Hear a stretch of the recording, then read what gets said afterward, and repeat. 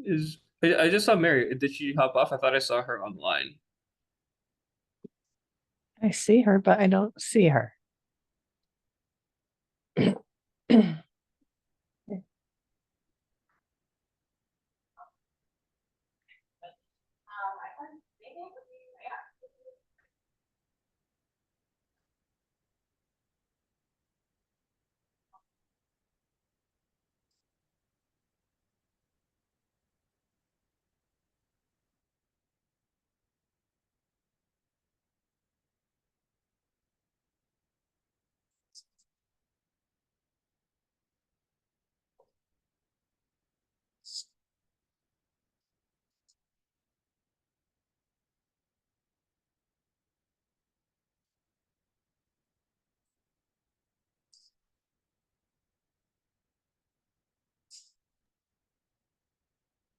Mary, can you hear us?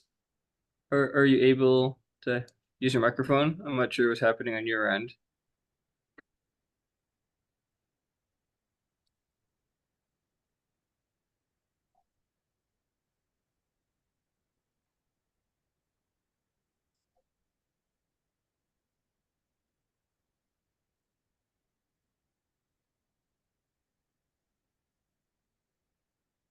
Maybe she could try phoning in.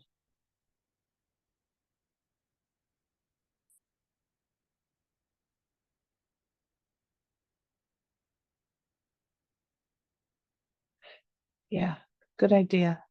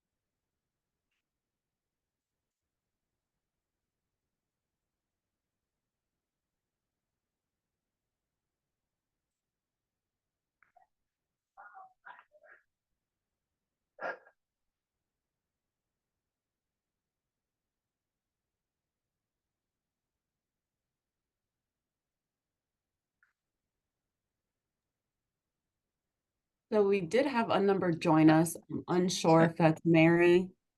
Mary, if it is you, you can unmute by dialing *6 on the phone. Here it is. All right, can you hear me now? Yes. Yeah. Okay, I did unmute myself. It just it didn't work. Okay, just mute your computer. Mute your computer. Actually, I'll do it for you. Okay, is that better? No, it's just close your computer out. Okay, can you hear me now? Yes. Is it better? Yep, Yes. that's good. All right, I don't know what's going on. I'm having some technical difficulties over here. So, okay, yeah. So, all right, well, I guess we'll start the meeting.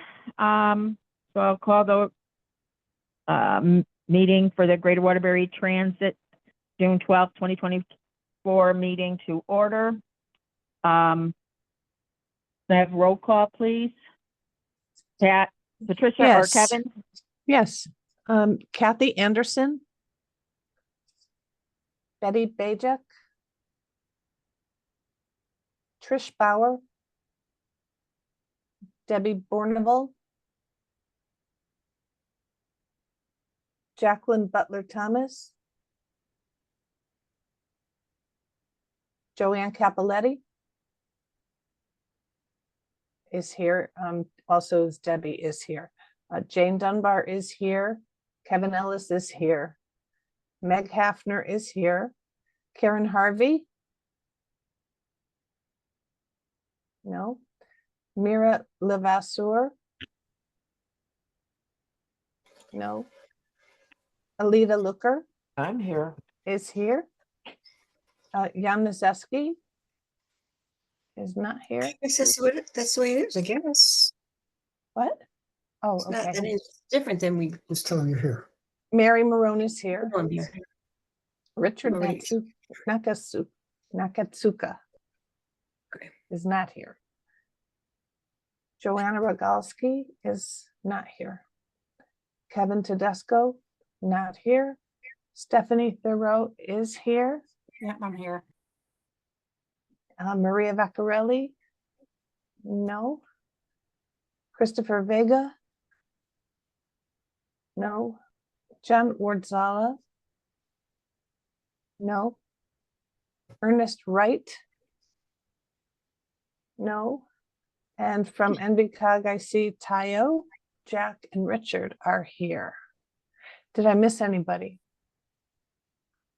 If not, Joanne Capoletti, I got you, Joanne. thank you. Thank you. All right. So You may do we have a proceed. quorum? You do. We have a quorum. Okay. Do we have any public comment?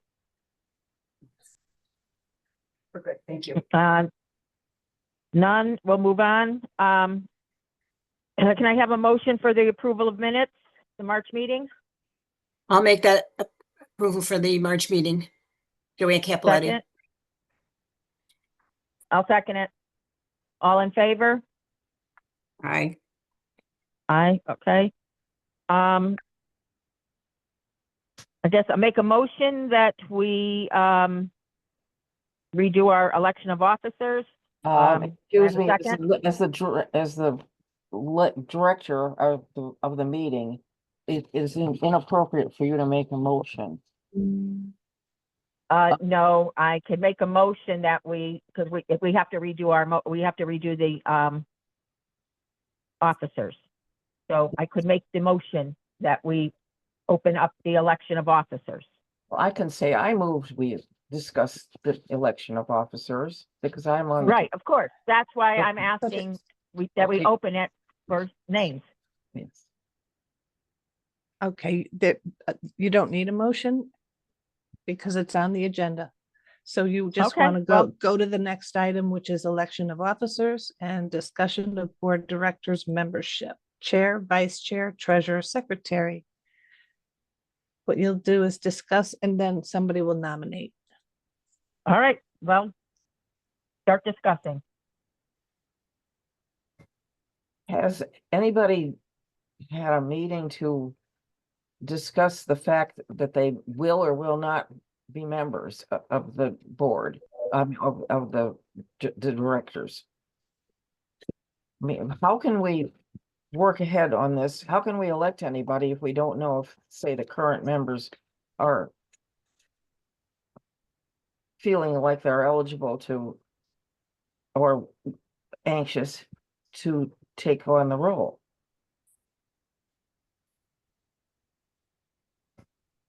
Joanne, did you have everybody's, like their tenure of how long the people are going to be on?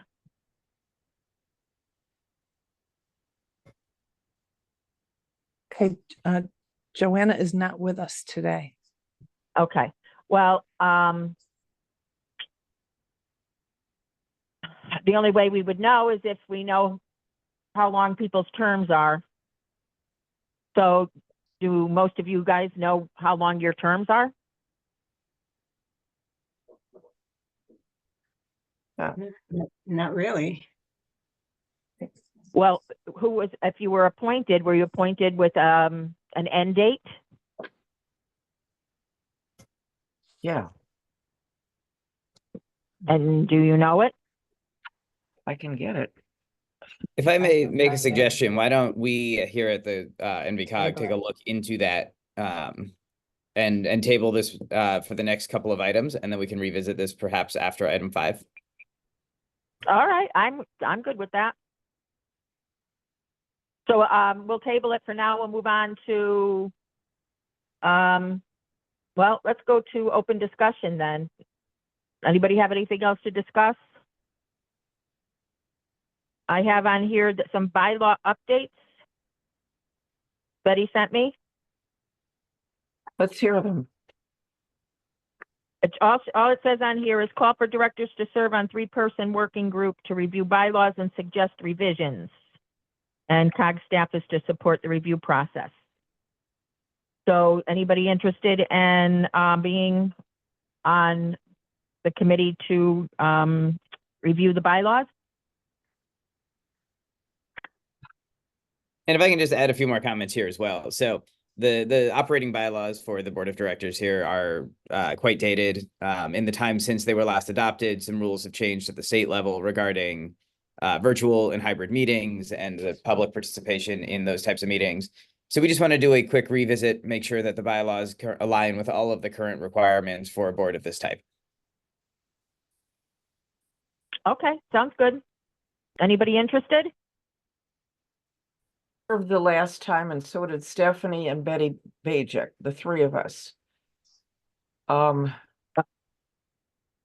think in view of the comment that was just made about state changes, it would be appropriate for whatever group there is that does this, that they go to the council of government's office and learn what's going on that we need to observe some change or make some changes to. That's a good point. Yeah, we would be very happy to host an in-person working group, discuss some of the changes that that have come down in the laws in the recent years, and suggest revisions that align with those.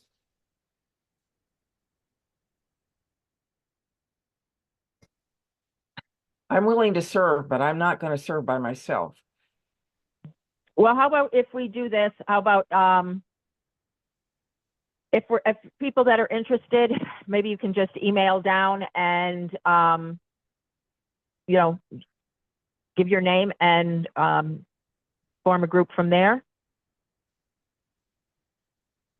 Sure. Is everybody okay with that? You can email either Betty or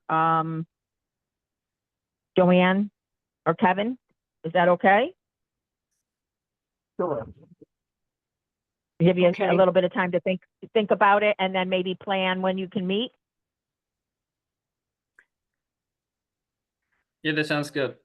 Yeah, we'll have Okay. Joanna and Betty work together to put the list together of participants. And we'll send out Perfect. information. We'll get a time scheduled to have Great. everybody come here and work through those changes. Okay, yeah, then this way there's no 9, pressure on 7, anybody to commit right 25. now. So, Exactly. okay, so we'll go to administrative items. Kevin, that's you, 5. Yes, so I can give a quick financial and ridership update. This information was included in your meeting packet. So for the financial update, it's pretty standard stuff. The one note that I'll make is we have yet to receive our municipal grant program 2024 funding. We're still working with Connecticut DOT to provide some requested information. So until we get that information over and the funds are received, GWTD will be operating at a loss. But this is something that we are currently working on. And I'll take any quick questions on the financial information if anyone has them.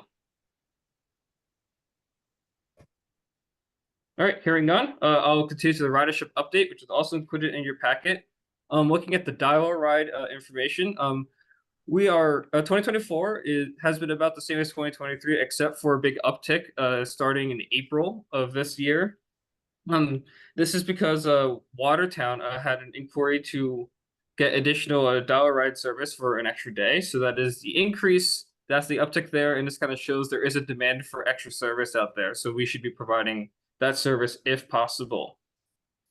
And for non-ADA, again, an increase, not a sharp uptick that we saw in for Dollar Ride, but again, a nice increase. So it's good to see that again we have a demand for the service, and we should continue providing it. Any questions on either ridership information?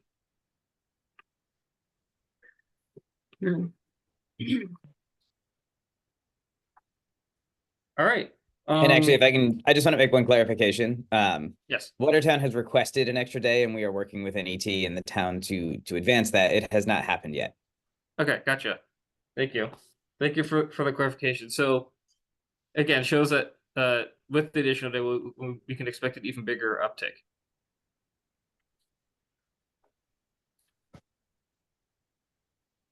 Okay, so anybody have any more questions? If not, we'll move on to the budget. Kevin, number 6. Yeah, so included, I believe included in your packet is the budget for the next year. This includes the Naugatuck match for the non-ADA transit fare. This is updated with the current 2025 municipal grant program funding maximums, which are based on the most recent decennial census. The non-ADA ridership chart includes Naugatuck. However, there's no ridership information for fiscal year 2019, which is the pre-pandemic. In general, the trends show a return to pre-pandemic ridership, which was reflected in the proposed budget. So I do believe we need a motion to accept the revised budget for 2025. I'll make a motion that we accept the revised budget for 2025. Capoletti? I'll second it, Marone. All in favor? Aye. Aye. Okay, I'm assuming that passed? I believe so. Okay, so, and Maria's not with us today? Vecchiarelli? No. Okay, well then, we're not gonna get an update from Maria. Let's move on to number 8. Kevin, that's the COG items? Yep, back to me. So talking about the municipal grant program for 2025 to 2028. This will grant funds for Dollar Ride services through NET. This is a 4-year grant. So GWTD will be submitting one application for all members who participate in Dollar Ride service. We do not need to submit another application, although towns need to provide the GWTD with forms pertaining to the maintenance of effort, grant assignments, and town budgets. So since fiscal year 2023, the maximum appropriate for all GWTD municipalities is around $228,000, which is a slight decrease from $231,000 maximum appropriate in the previous fiscal years. So just wanted to bring this point up. Of course, I'll take any questions regarding it.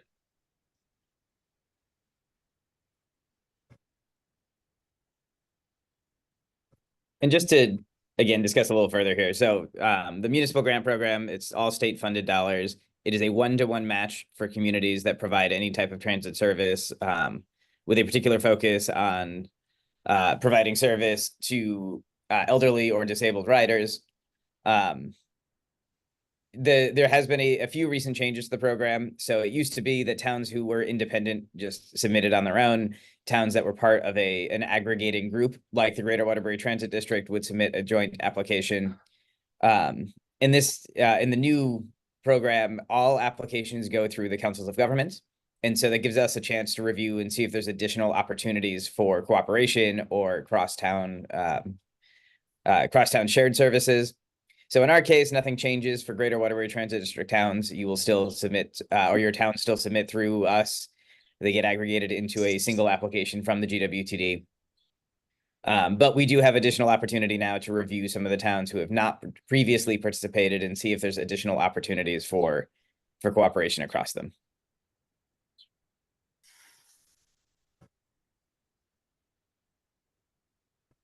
And just Anybody else? I'm sorry, share anybody else have briefly. anything? I was just going to say all of the towns within the GWTD have submitted information or are working with Joanna actively to get it in for this year. Okay, anybody have anything else? Any questions or comments? Okay, so we'll move on to discussion of regional transit equity. Rich Donovan? Yeah, so this is a topic we've brought up before and we'll continue to talk about quite a bit, but we wanted to share some of the work we've been doing.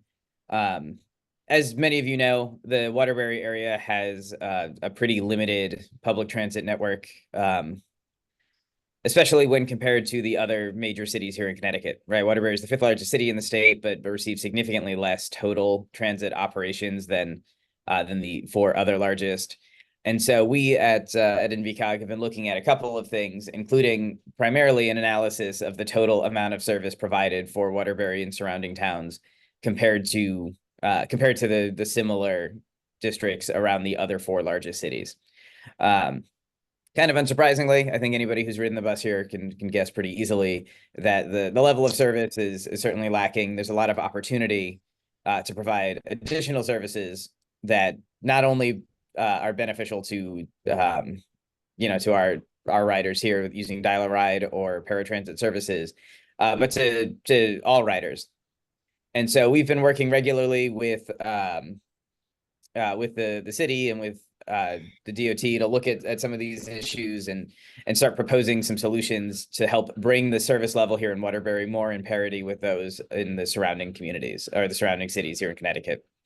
Some of the big issues, obviously, other than the service level within Waterbury itself, it's almost impossible to get from Waterbury to almost any other city in the state. We have the rail line that goes to Bridgeport, and that is a decent connection to Bridgeport. But to get from Waterbury to New Haven, there's no good option. The one bus option that exists takes a very long time. There's no option to get from Waterbury to Danbury. There's a very limited option to get from Waterbury to Torrington. And a very limited option to get from Waterbury to Hartford. To get to cities like Middletown or Bristol, you have to go to Hartford first. And so some of these are the issues we're looking at. And we're hoping to, over the course of the next few years, bring more attention to and ideally address with enhanced services between Waterbury and some of the surrounding cities, but also within the Waterbury Transit service area. So, of course, that'll impact the Waterbury Transit District in terms of hopefully bringing additional service, bringing additional ADA supportive area into the network. And so we wanted to keep you all updated on the progress we're making there. And we'll continue to do so at meetings or the quarterly meetings from this point forward. Awesome, thank you. Anybody have any comments or questions? Just real quick, why do you think that gap exists with Waterbury as opposed to the other towns? Like, why has there been like any reasons given why? No. Okay. I'm curious. I think, I think there's a lot to it. I think, when we look at most of our bus networks across the state do operate on the historic trolley lines from 100 years ago. And Waterbury was physically smaller than some of the other cities at that time. The other big difference, so in terms of bus service, New Haven and Hartford significantly have significantly more service than Waterbury. But Bridgeport and Stamford have more, but not significantly more. Okay. The difference there is Bridgeport and Stamford have a ton of rail service. And that rail service not only provides connections along the coast and to the major employment centers in Fairfield County, in New Haven, and in New York, but throughout it provides a better connection to cities like Hartford and New London that Waterbury really doesn't have. Part of it too is geography, right? Waterbury is in a valley. It's a little more challenging to get here. The rail infrastructure that used to exist to connect Waterbury to some of the other cities is either gone or pretty seriously neglected. And so there's some work happening on that end as well. The Department of Transportation is in the middle right now of a Waterbury line master plan that is looking at the potential to extend service back north through to Torrington, the potential to extend service east to Bristol and ultimately meet with the Hartford line in Berlin. But these are all projects that are many years away. And while they would be beneficial, they'll be very costly. They'll be difficult to execute. And we don't know for sure that the money or political will is there to make them happen anyway. Good morning. So, you know, we need to address the issue more urgently than some of the longer term projects can. Okay. Okay, yeah, just Yeah. curious because I had done a lot of work in New Haven and there is a significant difference. So that's why I was just curious. Okay, thanks. Yeah.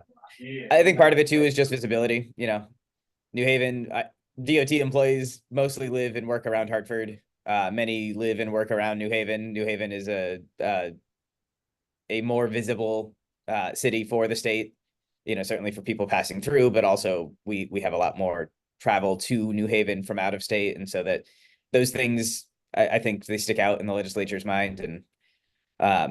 And so we're trying to bring that same degree of visibility here, as well as highlight the economic and the housing access and the importance of that transit service for all of the same reasons the other cities need it. Thank you. Okay, thanks. Yeah. It's a great question.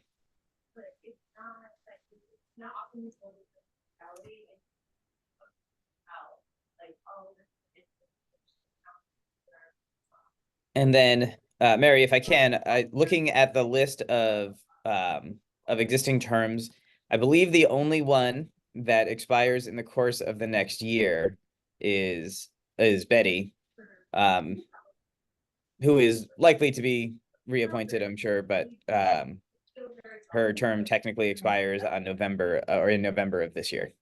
The rest all extend through the summer of next year or beyond. So your officers now are Betty as chair, Mary as vice chair, and Deborah as treasurer.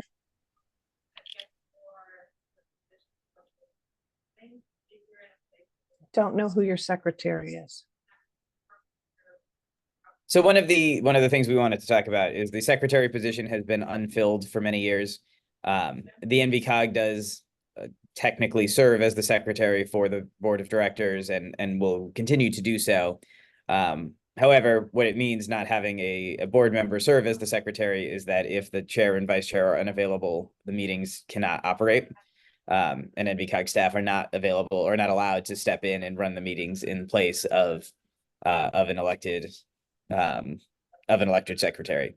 And so there hasn't been a secretary, and it's possible to leave that position vacant again. But if somebody is interested in either nominating someone or volunteering for that position, it is helpful to have a board member serve in that capacity.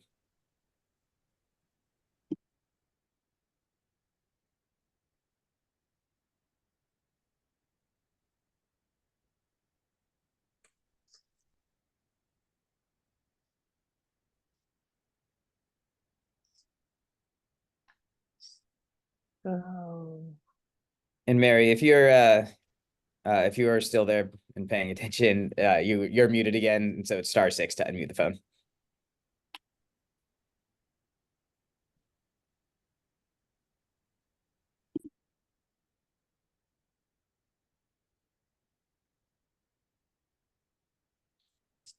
Okay, I see So- Mira has joined the meeting.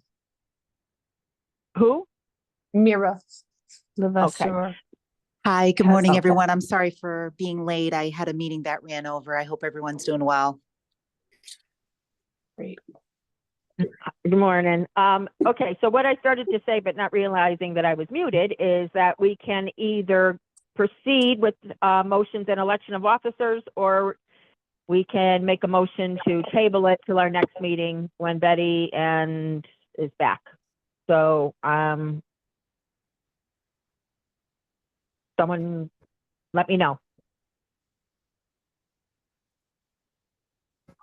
Good morning, everyone. This is Karen Harvey. I'm on as well. Okay, so Since are we we've going to have a covered most motion Excuse me. for Since we've officers covered most or? of the business of this meeting, I move that the election of officers be postponed until the September meeting.